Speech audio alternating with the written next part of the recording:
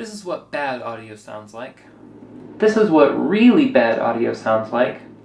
This is what good audio sounds like. New, interesting, random, tall guy films.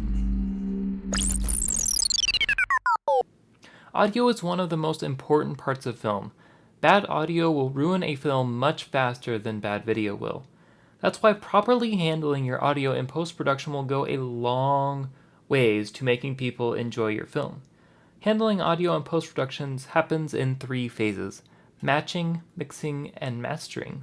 Each of those phases is very important and will help your audio mix stand out in your final film. One quick note is that while I used Adobe Audition to take care of the audio in Kansas Sunshine, I won't be talking about a specific program in this video, so you'll have to look up how to do the things I'll talk about with your specific program. Let's talk about the first step in my 3-step process: matching. This step is actually referred to as normalization by audio engineers, but I called it matching because it starts with M like my other 2 steps. Matching, or normalization, is about getting all your clips to the same place. When you record your audio, you'll frequently have different audio clips with different levels. Sometimes your levels might be peaking at around -12 dB, other times they could be peaking at around -6 dB.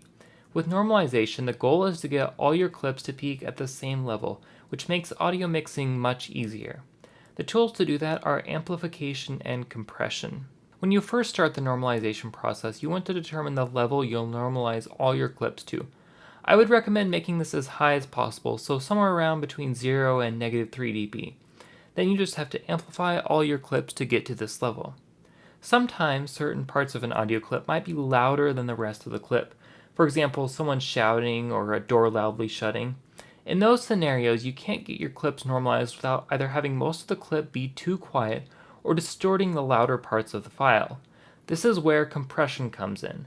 Compression lowers the levels of the loudest parts of a clip, allowing you to amplify the clip more without distortion. Once you've normalized all your clips, it's time to mix. Mixing is a topic that could easily fill dozens of videos all by itself, so I'll share 2 quick tips of my own that will help improve your mixes. The first tip is to think about atmosphere. Atmosphere is all of the audio going on in the background. It's easy to become focused on the more important parts of audio, typically dialogue, but forgetting to add atmosphere will make your mixes sound very flat and uninteresting. Creating atmosphere can be as simple as recording a few minutes of on-location sound to as complex as collecting dozens of tracks and mixing them together to create your own custom atmosphere. The second tip is to make sure there's a sound for everything. A character picks up a book, make sure there's a sound. Someone closes the door, make a sound. Footsteps, sound. Tying together your visuals with audio cues will help create a more dynamic and immersive film, and will really help your film stand out. The final step in post-production audio is mastering. Mastering is essentially normalization, but of your final mix. The goal of mastering is to make your audio sound as good as possible on all speaker setups, from a computer to a theater or a smartphone to a television.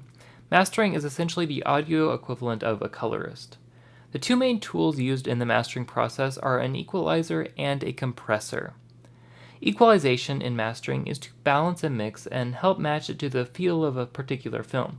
For example, if your film is a comedy, you might raise the high frequencies of the mix to make the audio seem brighter. Alternatively, you might emphasize the low-end frequencies in a sci-fi or horror film to get a darker feel. Compression in mastering serves effectively the same goal as it did in normalization: to get the audio as loud as possible without distorting it. Once your mix gets compressed into something like an MP3 file, you'll lose a lot of information in the mix and introduce some compression artifacts. Making your mix as loud as possible ensures it will utilize as much dynamic range in an audio file as it can, minimizing lost information and artifacts in the compression process. Audio can help your film stand out, or it can ruin it. Hopefully some of the tips and tricks I shared in this video will be useful to you next time you sit down to handle your production's audio. Anyway, that's it for this video. If you liked the video, hit the like button. If not, feel free to hit the dislike button. If you have any questions, feel free to leave a comment, and if you want to see more videos like this, please subscribe.